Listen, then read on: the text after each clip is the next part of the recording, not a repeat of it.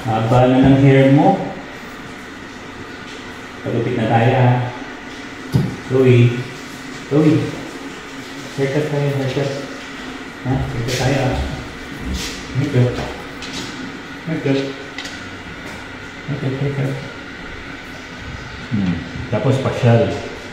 Okay? Ito ka muna. Okay. Diyan ka muna ha. Mag-ride tayo. At dumating na kami dito sa Pet Express sa SM North EDSA.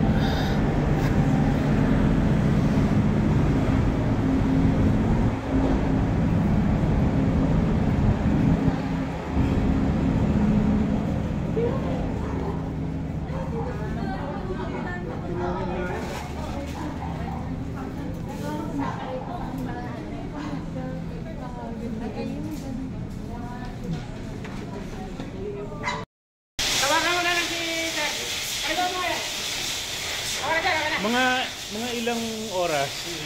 I-start na rin ko, papaliguan ko na. Yan na, maliligo na si Bowie. Ay, Bowie. Mapipreskohan ka na.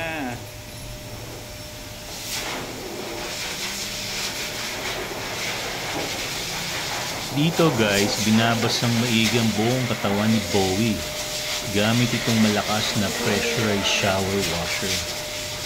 Talagang malilinis maigi ang makapal na balahibo niya.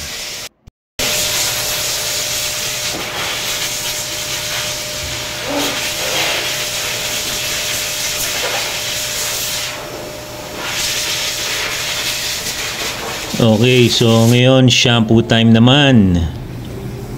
Ayan.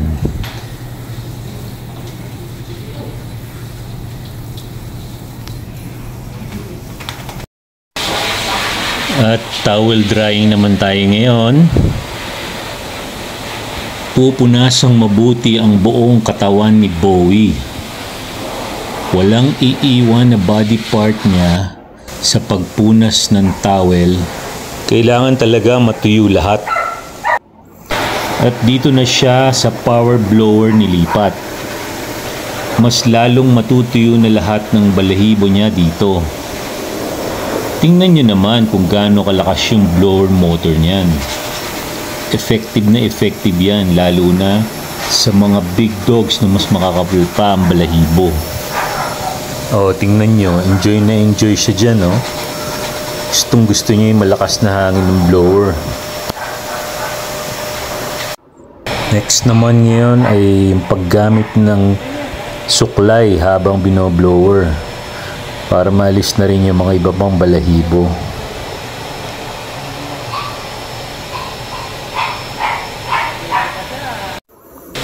At ngayon dito na siya sa trimming table.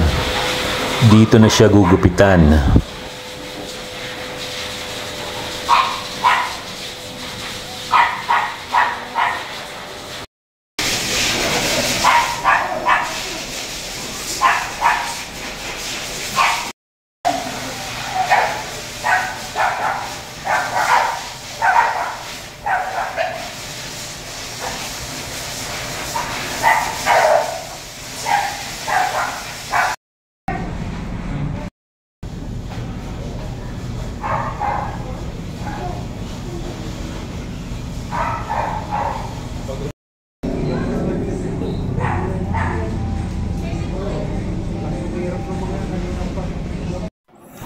At facial hair trimming na siya ngayon.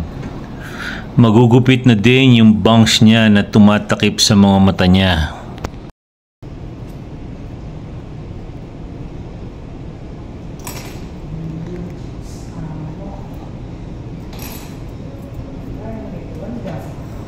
Guys, tingnan nyo, looking good na si Bowie.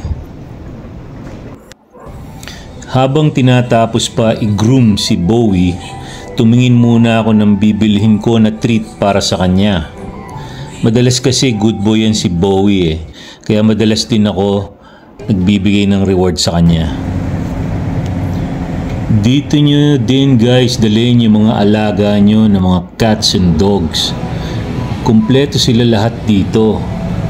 Mga dog and cat foods, mga toys nila, cages, at kita nyo naman kung gaano kalinis yung facilities nila for grooming.